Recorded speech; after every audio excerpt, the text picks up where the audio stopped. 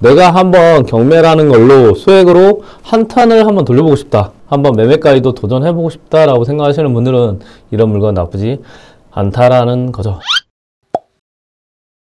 24% 예찰됐네? 미납했구나. 와, 왜 이렇지? 하고 넘어갔을 때 여러분들은 왜 이렇지? 라고 궁금한 부분을 한 번만 더 체크를 하는 것. 이게 중요하다라고 생각하시면 되죠. 자, 지금 3명이 입찰했습니다. 1,900만원까지 유찰이 된 이후에 한 명이 전회차를 넘겨서 입찰이 됐죠. 그런데 아직 나머지 10%의 나머지는 90%를 내지 않아서 미납 상태이다 라고 생각하시면 돼요. 자, 이 건물, 이 물건 같은 경우는 약 10평짜리 전용 면적이고요. 그리고 오피스텔입니다. 그러면 이 물건은 왜 낙찰을 받고 나서 미납을 했을까를 찾아보는 것. 이게 여러분들이 이제 부동산 투자를 할 수 있는 방법이다라고 저는 생각을 해요. 자, 그러면 일단 먼저 이 물건에 대한 시세를 먼저 보고요. 정말 1,900만원 입찰 들어갔는데 그래도 24%까지 입찰됐을 때 내가 좀 돈을 벌 수 있는 물건인지 아닌지를 확인하는 게 중요하겠죠. 자, 그러면 이 물건도 시세부터 한번 제가 볼 수 있도록 하겠습니다. 자, 도의 노블빌이라는 물건이 있고요. 그리고 2층에 있는 물건입니다. 자, 시세 실거래를 한번 보면 이 물건이 35.67 타입이니까요. 단지 정보에서 자, 57A 타입이네요. 35.67에서 57A 타입이었을 때, 자, 매매는 지금 실거래가 없습니다. 전세 한번 볼까요? 전세는 2019년에 2천만원에 전세를 했었고요. 월세는 2024년에 1,020만원에 월세 했네요. 그러면 이런 물건 같은 경우는 지금 1,900만원이니까요. 그리고 저거 미납, 3명이서 미납됐잖아요. 저거 아마 1,900만원 낙찰받을 수 있을 거예요. 그런다고 하면 여러분들이 투자금 자체도 1,000만원 정도의 보증금을 받으면 1,000만원 이하로 투자금이 들어가고요. 그리고 매월 월세는 여러분들이 1,000만원 이하로 투자금 내고 월세 20만원 정도는 따박따박 받을 수 있는 그런 물건이고, 그리고 시세조사만 잘 한다고 하면, 아직 지금 시세가 안 나왔죠. 한다고 하면 여기에 만약에 3천만원에서 뭐 4천만원 정도 한다고 하면 여러분들이 1,000에서 2천 뛰기를 할 수 있는 그런 물건이다 라는 거를 반증이 되네요. 자, 그러면 여기서는 여러분들은 월세만 확인을 했어요. 그런데 이게 중요한 포인트예요. 어떤 게 중요한 포인트이냐. 자, 1등은 보통 내가 낙찰받기 위해서 그럴 수도 있는데 2등 가격 보면 2,800만 원이거든요. 그러면 이 2등은 현장을 알고요. 아마 이 지역 사람일 가능성이 높아요. 그리고 오피스텔이기 때문에 뭐 취득세나 그다음에 향후에 팔았을 때 여러 가지 세금까지 고려를 해서 그래도 500에서 1,000 뛰기 정도는 한번 해봐야지 라고 저금액에 들어갈 가능성이 높습니다. 그러면 이 물건은 약 한 4천만 원 이상은 그래도 매매가가 형성되어 있는 물건으로 보이고, 다만 이제 팔 때 아직 거래가 많지 않기 때문에 조금 주저하고 있는 그런 물건일 가능성이 높아요.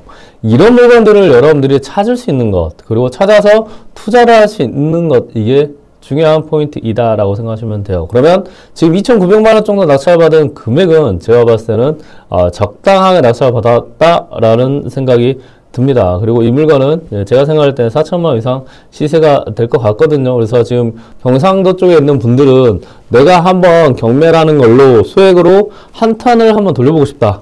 내가 월세까지 일단은 받고 그 다음에 매매는 더 공부해서 한번 매매까지도 도전해보고 싶다라고 생각하시는 분들은 이런 물건 나쁘지 않다라는 거죠. 자, 그러면 이 물건에 대해서 이 물건의 상태를 한번 볼 수 있도록 하겠습니다. 상태는 사진을 보고 확인을 하는데요. 사진 안에 어떻게 되어 있는지 한번 볼까요? 쭉 이렇게 볼게요.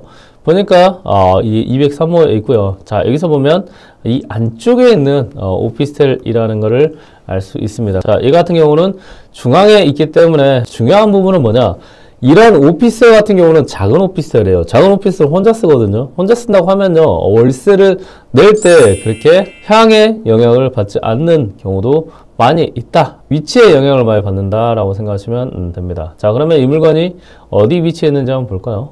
그러면 여기 보면 프라임 정림 아파트 있고요. 도의 노을비라는 게 있고, 그리고 울산IC 동구청 쪽에 있네요. 그리고 여기 보면 이제 그 바닷가 근처에 있지만 이 회사와 그 다음에 이 근처에 이 과학대학교도 있는 거 보니까 수요도 이 근처에서 일하시는 분들, 학생들 수요가 있을 걸로 보입니다. 그리고 정말 소액으로 살려고 하는 분들이 여기 있을 수 있겠다라는 걸 알 수 있네요. 자, 여기에 있는 물건입니다. 그리고 상태도 그렇게 나빠 보이지 않죠. 두 번째로 한번 가보겠습니다. 자, 이 물건은 2002년식이에요. 와, 너무 오래됐으니까 좀 문제 있지 않을까라고 생각하지만, 자, 2023년에 누군가가 전입을 했죠. 전입을 했다는 거는 그래도 월세를 주고 살 수 있을 정도의 물건 상태는 될 수 있다라고 생각하시면 되고요. 그리고 말소기준 권리가 2002년이기 때문에 말소기준 권리 이후에 전입을 해서 대항력이 없습니다. 중요합니다.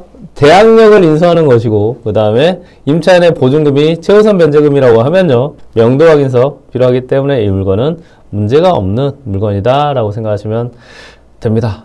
자, 그러면 이런 물건은 여러분들이 이 소액으로 정말 투자하기 좋은 물건이다 라는 것을 알 수 있고요. 그리고 이런 물건이 여러분들이 한번 움직여서 투자할 수 있는 물건이죠. 그리고 미납을 했다고 하면 한 번만 더 확인할 수 있는 게 이 문건 송달 내역이라는 것 알려드렸죠. 자, 그러면 초보분들 이래요. 부자이커님, 문건 송달 내역은 제가 잘 모르는데 너무 어려운 거 아닌가요? 이거는요, 어려운 게 아니고 모르는 것 뿐입니다. 모르는 것과 어려운 것을 항상 동일시하면 안 돼요. 모르는 것은 알아가야 되는 것입니다. 그리고 이 문건 송달 내역은 정말 많은 정보를 주기 때문에 꼭 알아야 되는 경매 정보다 라고 생각하시면 됩니다. 자, 여기서 보니까요, 낙찰이 언제 됐냐라고 하면 2024년 11월 27일에 낙찰됐죠. 그리고 이 낙찰된 이후에 낙찰자가 제가요, 낙찰받고 나서 문제가 있는 것 같아요. 그래서 이 낙찰받은 거 취소해 주세요. 이 낙찰받은 거 불허가해 주세요 라고 어떤 신청을 하지 않았다는 것은요, 이 부동산에 자체에 문제가 없는 것을 반증을 해줍니다. 그러면 여러분들이 이 문건 송달 내역을 알아야 되는 이유는 무엇일까요? 그렇죠.